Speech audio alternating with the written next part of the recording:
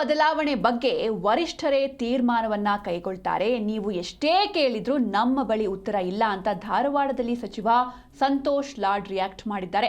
ಸಂಪುಟದ ಬಗ್ಗೆಯೂ ಹೈಕಮಾಂಡ್ ನಿರ್ಧಾರವನ್ನ ತೆಗೆದುಕೊಳ್ಳುತ್ತೆ, ಪಂಚರಾಜ್ಯ ಚುನಾವಣೆಯನ್ನ ಗೆಲ್ಲುವಂತಹ ವಿಶ್ವಾಸವಿದೆ ಅಂತ ಧಾರವಾಡದಲ್ಲಿ ಸಚಿವ ಸಂತೋಷ್ ಲಾಡ್ ಹೇಳಿದ್ದಾರೆ.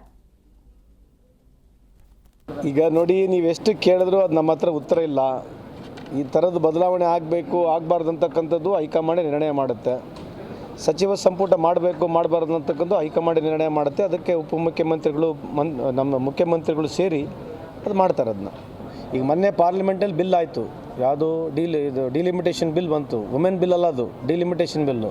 ಅದು ಪಾಸ್ ಆಗ್ತಿತ್ತು. ಜ್ಞಾನೇಶ್ ಕುಮಾರ್ ಒಳಗೆ ನನ್ನ ಪಾರ್ಲಿಮೆಂಟ್ನಾಗಿದ್ದರೆ ಅದನ್ನು ಪಾಸ್ ಆಗ್ತಿತ್ತು.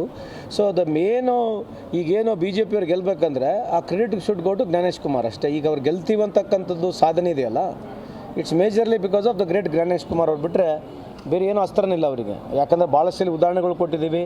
ನೀವು ಅವ್ರಿಗೆ ಕೇಳಿದ್ರೆ ಯಾವುದು ಉತ್ತರ ಕೊಡೋಂಗಿಲ್ಲ, ಸುಪ್ರೀಂ ಕೋರ್ಟಿಗೂ ಉತ್ತರ ಕೊಡೋಂಗಿಲ್ಲ. ಇವರೆಲ್ಲ ಆರ್ಕೆ ಉತ್ತರಗಳು ಕೊಡ್ತಾ ಇದ್ದಾರೆ. ಏನೋ ಒಂದು ಮಜಾ ನಡೀತಾ ಇದೆ, ಅವ್ರದ್ದು ಪಿಕ್ಚರ್ ನಡೀಲಿ, ಮತ್ತೆ ಏನು ಮಾಡೋಕ್ಕೆ ಬರಲ್ಲ. ಅಲ್ಲ, DMK we stand to gain. ನಮ್ದು ಏನು ಅಲಯನ್ಸ್ ಇದೆ ಅಲ್ಲಿ ಗೆಲ್ತೀವಿ. ಕೇರಳದಲ್ಲಿ UDF ನಲ್ಲಿ ಗೆಲ್ತಾ ಇದ್ದೀವಿ. TMC I think she is going to come back. ನಮಗೆ ಅಸ್ಸಾಂ ಗೆಲ್ತಕ್ಕ